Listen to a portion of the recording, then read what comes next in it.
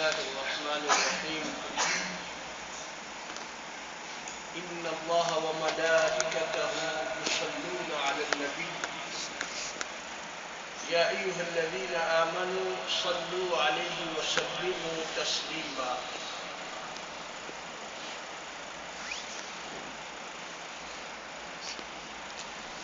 اس آیت مبارکہ میں اللہ رب العزت نے مسلمانوں کو نبی کریم صلی اللہ علیہ وسلم پر صلاۃ اور سلام پڑھنے کا حکم دیا. جس طرح دوسرے احکام آپ صلی اللہ علیہ وسلم کی تشریح اور توضیح کے محتاج ہے، قرآن کا ہر حکم نبی کریم صلی اللہ علیہ وسلم کے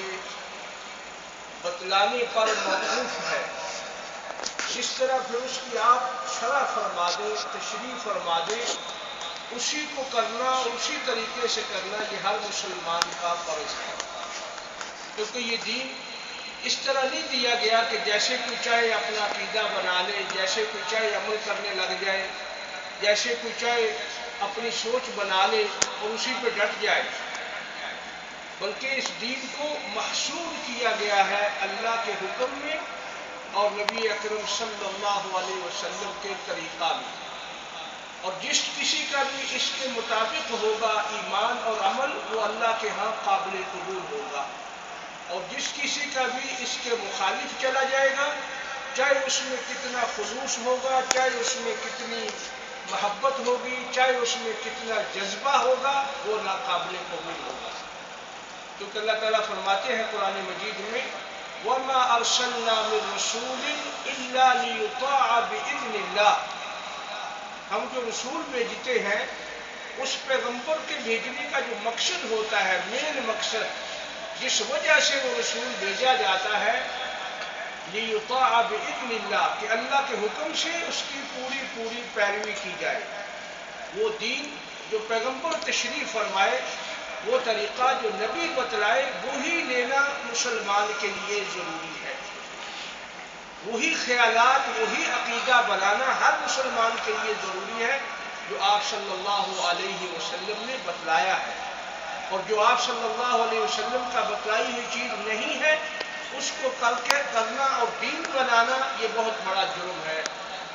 یہ بہت بڑا گناہ ہے. اور کبھی کبھی یہ گناہ اس نوبت تک پہنچ جاتا ہے جو ناقابل معافی ہو جائے گا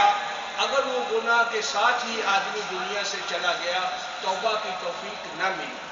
اور ان چیزوں میں کم ہی لوگوں کو توبہ کی توفیق ملتی ہے، جیسے شرک ہے، جیسے بدعت ہے، جیسے دین کو اپنی مرضی سے بنا لینا ہے. ان چیزوں میں توبہ کی توفیق کم ملتی ہے، اس لیے کہ اس کو کوئی گناہ سمجھا ہی نہیں جاتا. توبہ انسان اس جرم سے کرتا ہے جس کو گناہ سمجھتا ہے اور پھر کرتا ہے. غلطی جس کو سمجھ کے کوئی کر رہا ہے، اس سے توبہ کی امید ہے کہ کبھی کبھار آگے چل کر وہ اس گناہ کو چھوڑ دے گا. اس کے دل میں ایک جذبہ ہے کہ یہ گناہ کا کام ہے، یہ غلطی ہے جو مجھ سے صادر ہو رہی ہے. لیکن جس جرم کو، جس گناہ کو کرنے والا گناہ ہی نہ سمجھے، اس سے توبہ کی توفیق کیسے ہوگی؟ جس کو گناہ ہی نہ سمجھے، جس کو وہ غلطی تصور نہ کرے، جس کو وہ اسلام کے مخالف سمجھے ہی نہیں، اس سے وہ توبہ کیسے کرے گا؟ اس لیے اور یہ توفیق بندے سے اس وقت سلب کر لی جاتی ہے، چھین لی جاتی ہے کہ گناہ اور نیکی میں اس کو تمیز کرنا ختم ہو جائے، جب اس کا دل سیاہ ہو جاتا ہے. نبی اکرم صلی اللہ علیہ وسلم قرآن مجید کی ایک آیت کَلَّا بَلْ رَانَ عَلَىٰ قُلُوبِهِمْ مَا كَانُوا يَكْسِبُونَ، اللہ فرماتے ہیں اے میرے پیغمبر، آپ واعظ کرتے ہیں، آپ دین سناتے ہیں، آپ ہر طرح کی ہمدردی ان سے کرتے ہیں، لیکن یہ پھر بھی نہیں مانتے. کیوں نہیں مانتے؟ فرمایا ان کے دلوں پر ان کے گناہوں کا زنگ چڑھ گیا ہے. ان کے دلوں پر ان کے کرتوتوں کا زنگ چڑھا ہوا ہے. جب تک وہ زنگ اترے گا نہیں، دل ہدایت کو قبول نہیں کرے گا. تو اس کی شرح میں آپ صلی اللہ علیہ وسلم حدیث میں فرماتے ہیں جب ایک انسان ایک گناہ کرتا ہے تو اس کے دل پر ایک سیاہ نقطہ لگا دیا جاتا ہے. اگر وہ اس گناہ سے توبہ نہیں کرتا، واپس نہیں آتا، آگے پھر گناہ کرتا ہے تو دوسرا نقطہ لگا دیا جاتا ہے. پھر اگر توبہ نہیں کرتا، واپس نہیں آتا تو ایک اور نقطہ، پھر گناہ کرتا ہے، پھر اور نقطہ لگا دیا جاتا ہے. تو جیسے جیسے وہ گناہ کرتا چلا جاتا ہے، غلطیاں کرتا چلا جاتا ہے، اس کے دل پہ سیاہ نقطے لگتے رہتے ہیں یہاں تک کہ دل پورا سیاہ ہو جاتا ہے. پھر اس پر مہر لگا دی جاتی ہے. آپ نے فرمایا یہی مراد ہے اس آیت میں کلا بل ران علی قلوبہم، کہ ان کے دلوں پر گناہوں کا اس قدر زنگ چڑھ جاتا ہے کہ پھر نبی بھی بیان کرے تو وہ لوگ ماننے کے لیے تیار نہیں ہوتے. اس لیے کوشش یہ رہنی چاہیے کہ توبہ اور استغفار کی طرف انسان مائل رہے، توبہ کرتا رہے، گناہوں سے معافی مانگتا رہے، تاکہ دل اس لوگوں تک نہ پہنچ جائے جہاں ہدایت پر قبول کرنا بس میں ہی نہیں رہتا. یہ جو قرآن مجید میں اللہ پاک نے بار بار فرمایا ختم اللہ علی قلوبہم، ان کے دلوں پر اللہ نے مہر لگا دی، ان کی آنکھوں پہ پردہ ڈال دیا، ان کے یہ جو فرمایا بار بار، اس کا یہی مطلب ہے کہ جب انسان گمراہی میں بہت آگے نکل جاتا ہے، واپس نہیں پلٹتا، توبہ نہیں کرتا، استغفار نہیں کرتا، سوچتا نہیں، دیکھتا نہیں کہ میں کدھر جا رہا ہوں، تو اس کے دل کو پھر اللہ کی طرف سے ایسی مہر لگ جاتی ہے کہ پھر وہ سیدھے راستے کی طرف آ ہی نہیں سکتا، پھر اس کو توبہ کی توفیق ممکن ہی نہیں رہتی. تو یہ تو ان گناہوں کے بارے میں ہے جو عام گناہ کیے جاتے ہیں، اور جو گناہ ایک انسان گناہ سمجھتے ہی نہیں، کیونکہ جو لوگ اللہ تعالیٰ کے ساتھ دوسری ہستیوں کو شریک بناتے ہیں، یا ان کو پکارتے ہیں، یا ان سے مدد مانگتے ہیں، یا ان کے نام کی نیازیں دیتے ہیں، یا ان کی ہاڑے بھرتے ہیں، یا ان سے امید رکھتے ہیں، یا ان سے خوف رکھتے ہیں، وہ اس بات پر تو ان کا دل مانتا ہی نہیں نا کہ یہ گناہ ہے. وہ تو اس کو ثواب سمجھتے ہیں، وہ اس کو وسیلہ بنا سمجھتے ہیں. تو اسی طریقے سے جو بدعت ہے، عمل میں جو طریقہ نبی کے طریقے کے خلاف عمل کرنا ہے، یہ بھی انسان وہ نہیں چھوڑ سکتا، اس لیے کہ وہ اس کو غلط نہیں سمجھتا. اس لیے ذہن میں رہنی چاہیے بات ہر کسی کے کہ وہ اللہ تعالیٰ کے ہاں دین وہی قبول ہے جو اللہ کا دیا ہوا ہے اور نبی اکرم صلی اللہ علیہ وسلم کا بیان کیا ہوا ہے. وہی طریقہ، وہی سلیقہ، وہی الفاظ، وہی انداز، وہی وقت، وہی طرز طریقہ جس طرح آپ صلی اللہ علیہ وسلم نے کیا، اسی کو کرنے کا ہر مسلمان پابند ہے، ہر مسلمان کو اجازت ہے. یہ جو آیت کریمہ ہے کہ اللہ اور اس کے فرشتے نبی علیہ السلام پر صلاۃ پڑھتے ہیں، کچھ لوگ اس کو کہتے ہیں یہ عام آیت ہے، اس میں وقت کا تعین نہیں کیا. اللہ تعالیٰ نے فرما دیا کہ ضرور پڑھو، صلاۃ پڑھو، سلام پڑھو، اس میں وقت کا تعین نہیں ہے. حالانکہ وقت کا تعین نہیں کیا تو اس کا یہ مطلب نہیں کہ وہاں پڑھنا شروع کر دے جہاں شریعت نے پڑھنے کا حکم نہیں دیا، جیسے کہ اذان سے پہلے پڑھنا، یا اور کسی ایسے موقع پہ پڑھنا جہاں پہلے شروع ہوتا ہے اور چیز. تو اذان سے پہلے صلاۃ و سلام کا کوئی یہاں پڑھنے کا حکم نہیں ہے، نہ ہی اجازت ہے. اور اگر اس طرح عام حکم ہے تو جس طرح ایک آدمی نماز شروع کرتا ہے تو کیا وہ نماز میں سبحانک اللہ کی جگہ پہ صلاۃ پڑھ سکتا ہے؟ اگر ایک آدمی اللہ اکبر کہہ کے نماز شروع کرتا ہے اور سبحانک اللہم و بحمدک کی جگہ پر وہ الصلاۃ والسلام علیک یا رسول اللہ، یہ جو الفاظ ہیں صلاۃ کے، یہ پڑھنا شروع کر دیتا ہے تو اس کی نماز نہیں ہوگی، کیونکہ نبی کریم صلی اللہ علیہ وسلم نے یہاں ثنا پڑھی ہے، یہاں سبحانک اللہم یا دوسری دعا پڑھی ہے، آپ نے صلاۃ نہیں یہاں پڑھی. اور یہ کہے کہ میں محبت سے پڑھ رہا ہوں، میں عشق سے پڑھ رہا ہوں، تو یہ ناقابل قبول ہوگی. تو کل صلاۃ کے اوپر ایک مفصل بات ہوئی تھی کہ درود کے الفاظ وہی ہونے چاہیے جو نبی علیہ الصلوۃ والسلام نے خود بیان فرمائے، یا جو اسی کی تشریح میں، اسی کی طرز میں آتے ہیں. وہی صلاۃ قابل قبول ہوگی جو اسی طریقے پر ہوگی. جو اسی طرز پر ہوگی جیسے آپ صلی اللہ علیہ وسلم نے بیان فرمایا، اور اگر اس سے وہ صلاۃ اپنی بنا لی تو پھر وہ ناقابل قبول ہو جائے گی، جیسے کہ مشہور حدیث میں آپ علیہ الصلوۃ والسلام نے فرمایا من عمل عملا لیس علیہ عملنا، جس نے کوئی ایسا عمل کیا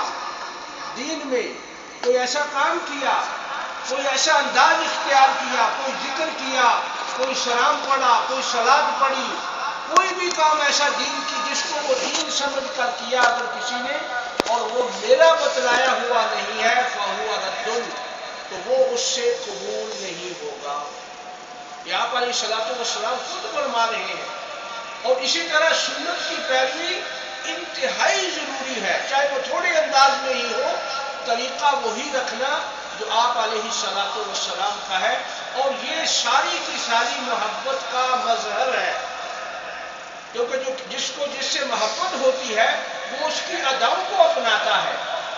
جس سے کسی کو عشق ہوتا ہے وہ اس کی اداؤں کو اختیار کرتا ہے، اس جیسا چہرہ بناتا ہے، اس جیسا لباس پہنتا ہے، اس جیسی زندگی اختیار کرتا ہے۔ محبت کا طریقہ تو یہ ہے، یہ محبت کا طریقہ نہیں کہ صرف زبان سے دعویٰ کرتا چلا جائے اور ایک نیا دین اپنی طرف سے بنا لے، یہ محب نہیں ہے۔ جیسے کسی عربی عاقل شاعر نے کہا تھا لو كنت صادقا في حبه لأطعته، اے مسلمان جو ہٹ گیا ہے نبی کے طریقے سے، اگر تو سچا ہے اپنے پیغمبر کی محبت میں، تجھے پوری محبت ہے اپنے نبی سے، پورا تعلق ہے، اگر صحیح ہے تو، اگر تو سچا ہے، لو كنت صادقا، تیری محبت اگر سچی ہے لأطعته، تو آپ صلی اللہ علیہ وسلم کی پیروی کرتا،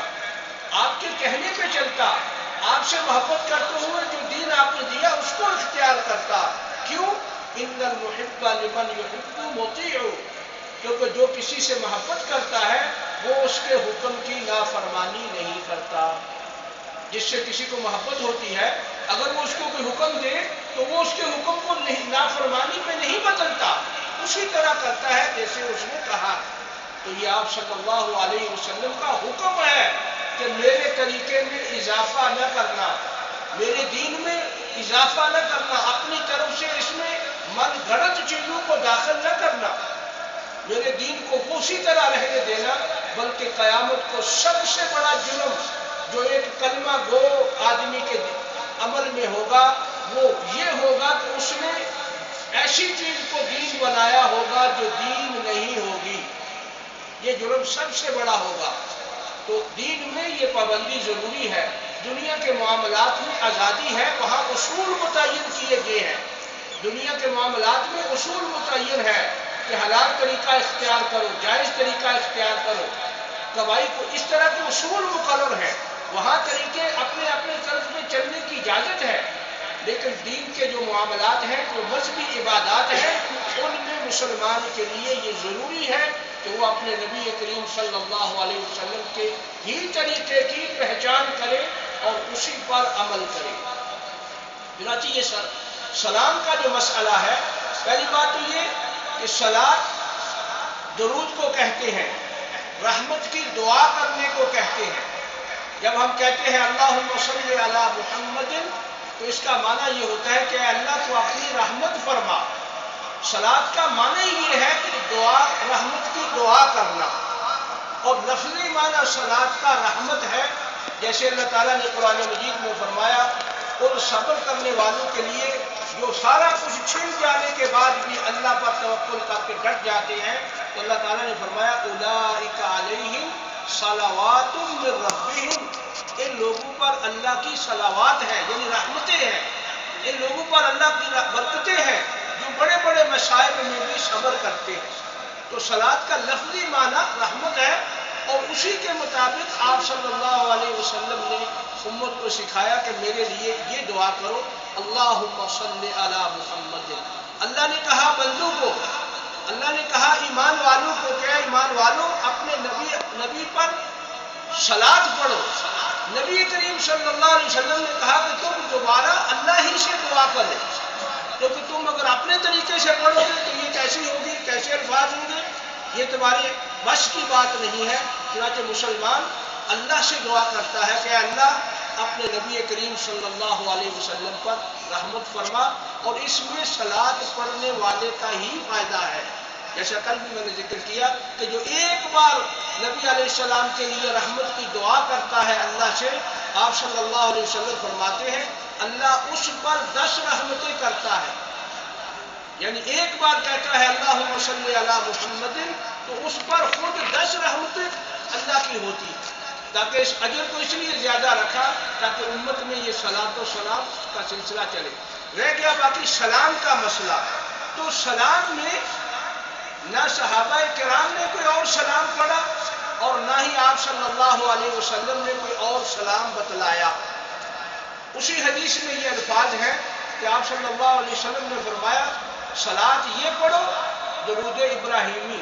اور سلام وہ پڑھو جو تم نماز میں پڑھ چکے ہو۔ السلام علیکہ ایھا النبی ورحمۃ اللہ وبرکاتہ،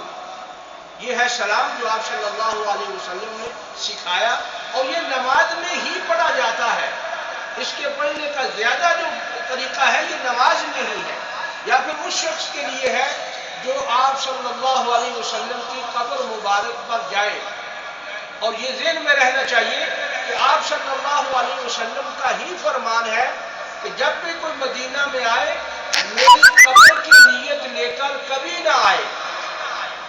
یہ بھی تھوڑا ذہن میں رکھیے، آج لوگ دنیا جہان سے آ رہے ہیں مدینہ منورہ میں صرف قبر کی زیارت کے لیے، جبکہ آپ صلی اللہ علیہ وسلم نے فرمایا کہ کوئی شخص میری قبر کی نیت باندھ کر نہ آئے۔ جیسے ایک حدیث میں آپ صلی اللہ علیہ وسلم نے فرمایا کہ کسی چیز کے لیے کجاوے نہ کسے جائے مگر 3 مسجدوں کی طرف، یعنی جو بھی آئے وہ میری مسجد کی نیت کر کے آئے کہ ہم جائیں گے آپ صلی اللہ علیہ وسلم کی مسجد میں نماز پڑھیں گے، نماز کی نیت سے جائے، اور پھر وہاں جا کر وہ قبر مبارک پر کھڑے ہو کر وہ سلام پڑھے جو مسنون سلام ہے، وہی نماز والا جو سکھایا گیا ہے۔ قبر کی نیت کر کے جانے کی اجازت نہیں ہے، کیونکہ آپ علیہ السلام نے فرمایا لا تجعلوا قبری عیدا، میری قبر کو عبادت گاہ نہ بنا لینا، میری قبر کو بار بار آنے کی جگہ نہ بنانا۔ جیسے ایک آدمی کہ اس جمعے بھی جائیں گے قبر پر، اگلے جمعے بھی جائیں گے قبر پر، پھر وہ روٹین بنا لے ہر جمعہ کو قبر پر جانے کی، اس کی آپ صلی اللہ علیہ وسلم نے ممانعت فرمائی۔ لا تجعلوا قبری وثنا یعبد، پھر آپ نے فرمایا کہیں ایسا نہ ہو کہ میری قبر کو تم عبادت گاہ بنا لو، یعنی مجھے پوجنا شروع کر دو، مجھے پکارنا شروع کر دو، مجھ سے مانگنا شروع کر دو، ان سب چیزوں کی ممانعت ہے۔ اور ایک کتاب لکھی ہے بہت پرانے عالم نے القول البدیع، اس میں انہوں نے ساری وہ احادیث جو اکثر لوگ بیان کرتے ہیں جو سلام پڑھنے کے لیے غرض سے آتے ہیں اور جاتے ہیں، وہ ساری کی ساری باتیں بنائی ہوئی من گھڑت باتیں ہیں، آپ صلی اللہ علیہ وسلم کے فرمودات نہیں ہیں، بلکہ آپ صلی اللہ علیہ وسلم دعا فرمایا کرتے تھے اللہ میری قبر کو پوجا پاٹ کی جگہ نہ بنانا، کیونکہ اس سے پہلے انبیاء کرام کی قبروں کو پوجا گیا، جیسے یہود و نصارہ نے اپنے نبیوں کی قبروں کی عبادت کی، ان پہ قبے بنائے، ان پہ مزارات بنائے، وہاں عرس لگائے، میلے کرائے، تو وہ کیا یہ کرا کر اللہ ان پہ خوش ہوا؟ آپ صلی اللہ علیہ وسلم کا وفات سے پہلے آپ کی زبان پر یہ الفاظ جاری تھے لعن اللہ الیہود والنصارى اتخذوا قبور انبیائہم مساجدا، یہ بخاری شریف کی روایت ہے جو مستند حدیث ہے، جو قرآن مجید کے بعد مسلمانوں کی کتاب ہے اس کی حدیث ہے۔ پوری دنیا کے مسلمان علماء اس بات پر متفق ہیں کہ اللہ تعالیٰ کی قرآن مجید کی کتاب کے بعد دوسری کتاب مسلمانوں کی جو صحیح ترین ہے وہ بخاری ہے، اس میں یہ حدیث